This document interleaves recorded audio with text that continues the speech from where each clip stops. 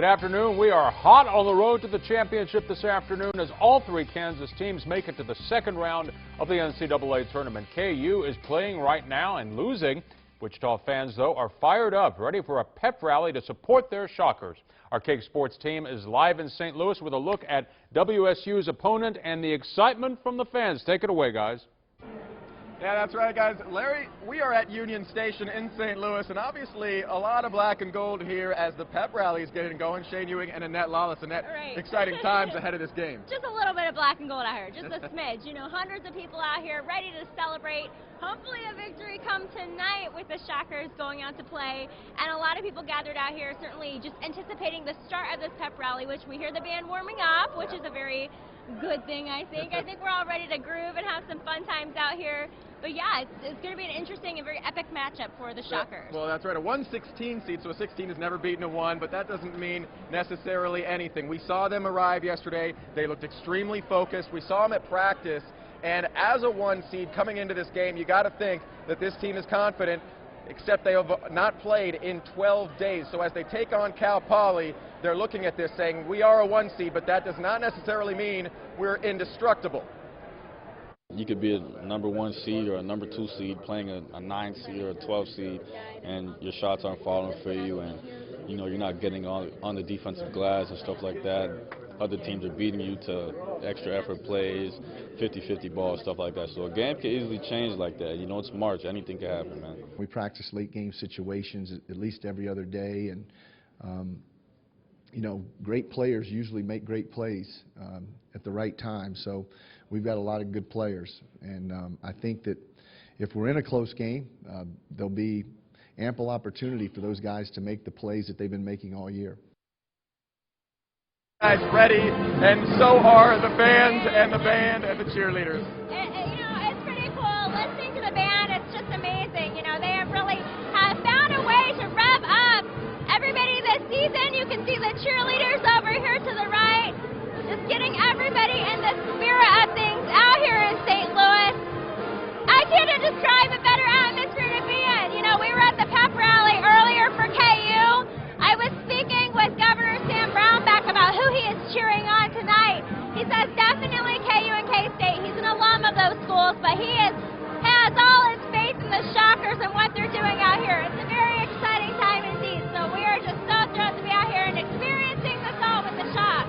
And whenever the exciting times are at their highest, there's always one face that stands out in the crowd, and he's actually right here. This guy. That's Woo Shock for you. And as Woo Shock is always entertaining, we have to wonder, where did this personified shock of wheat come from?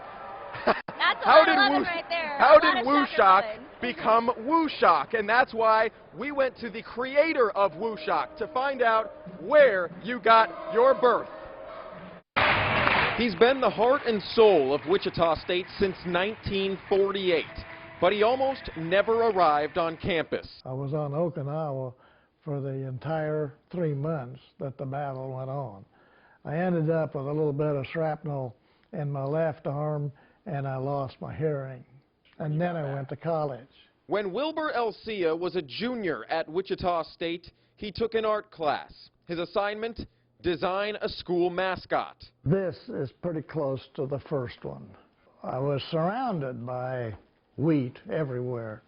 So all I did was just put arms and legs and put a mean-looking scythe in his hands, and there's Woo Shock. Wilbur wanted a tough mascot to strike fear into the heart of opposing teams. But after the school's journalism department named his design Woo Shock, he gained a life of his own.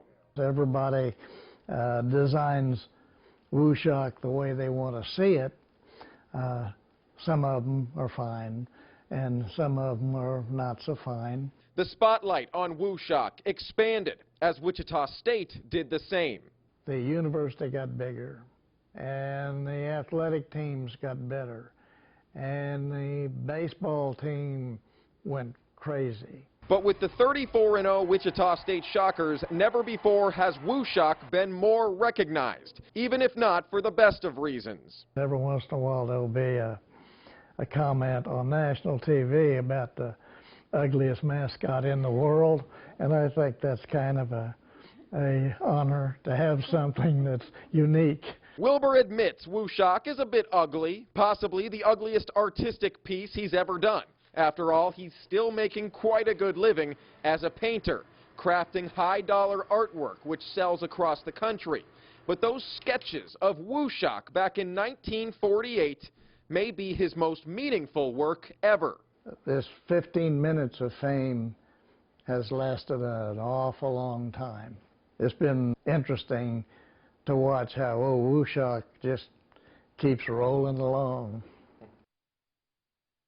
Can't forget that Dave Johnson from Wichita, he was a cheerleader in 1954. He created the first Wooshock costume. But as we join you back here in St. Louis at Union Station for this pep rally, we do have to say, Wilbur Alcia, we pay homage to you for inventing Wooshock. Absolutely. It's incredible to see that. It's great to learn the history. That's right.